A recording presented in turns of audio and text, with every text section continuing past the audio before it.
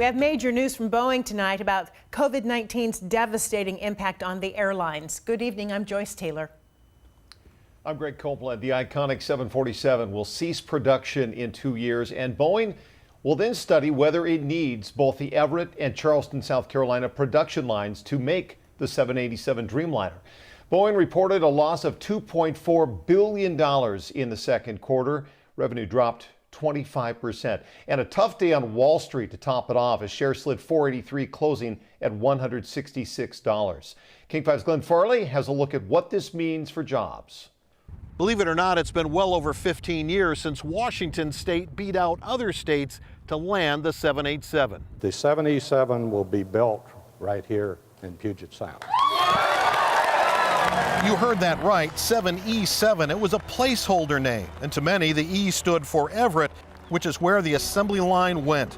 The plane was intended to be cutting edge, highly fuel efficient, built mostly out of tough carbon fibers and plastic resins known as composites. But 6 years later, Boeing broke ground on a second 787 production line clear across the country in North Charleston, South Carolina.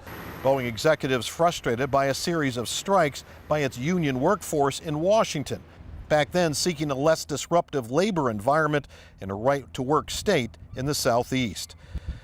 When we last visited in 2016, Charleston had grown dramatically. Final assembly split 50-50 between the coast, but Charleston is where many of the big composite parts are made.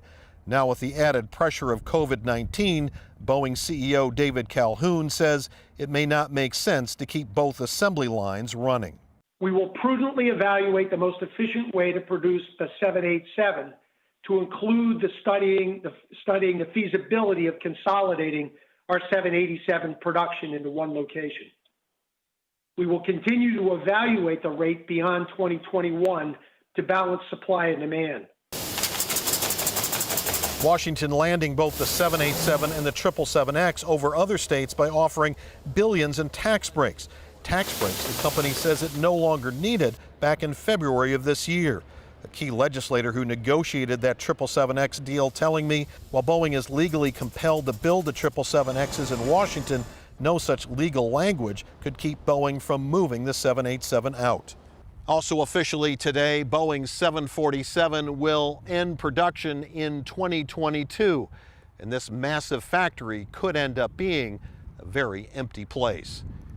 In Everett, Glenn Farley, King 5 News.